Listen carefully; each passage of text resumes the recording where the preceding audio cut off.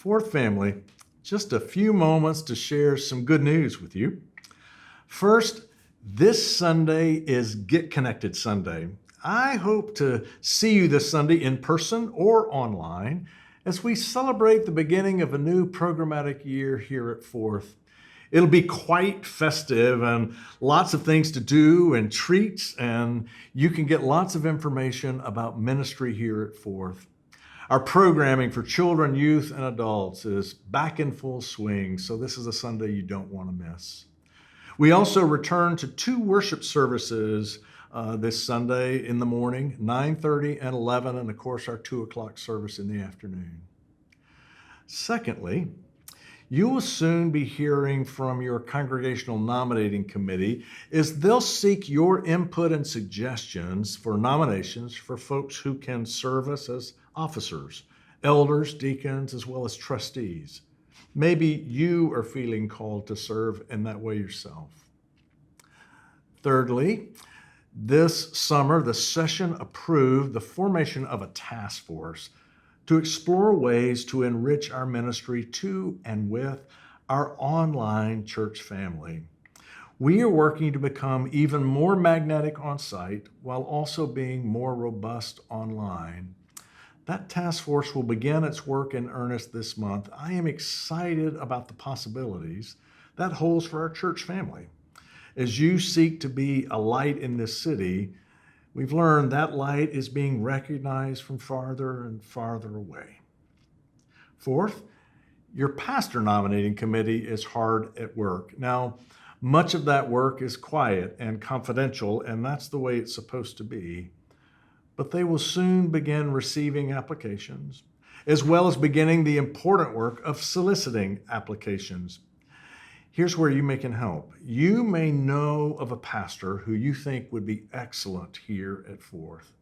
If so, you can share his or her name with the PNC by emailing pnc@fourthchurch.org. Okay. Let me tell you a bit about what I'll be preaching for the next several Sundays. This Sunday, Get Connected Sunday, I'm going to preach the Bible. Well, I know I do that every week, but usually I pick just a part of the Bible, a verse or a story. But this Sunday, I'm going to tell the whole story from creation to the promised day of God. I think you'll enjoy hearing the overall arc of the story of our faith. Now, I promise it won't go any longer than I normally do, so I'm obviously going to have to skip a few parts. For example, I'll have very little to say about Obadiah. Beginning next Sunday, September 15, I want to preach a short series. It will run through the first Sunday of October, 4 Sundays. I'm calling this series, What Being Presbyterian Teaches Us About Good Governance.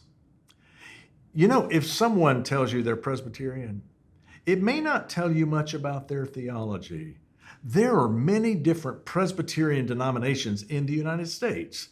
There's the Presbyterian Church of America, there's the Evangelical Presbyterian Church, the Associate Reformed Presbyterians. There's even a tiny group called the Bible Presbyterians.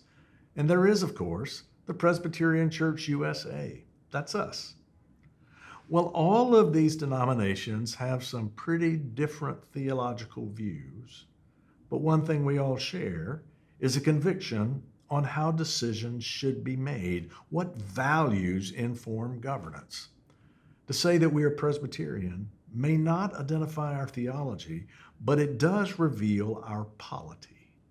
In other words, what is required for governance to be good?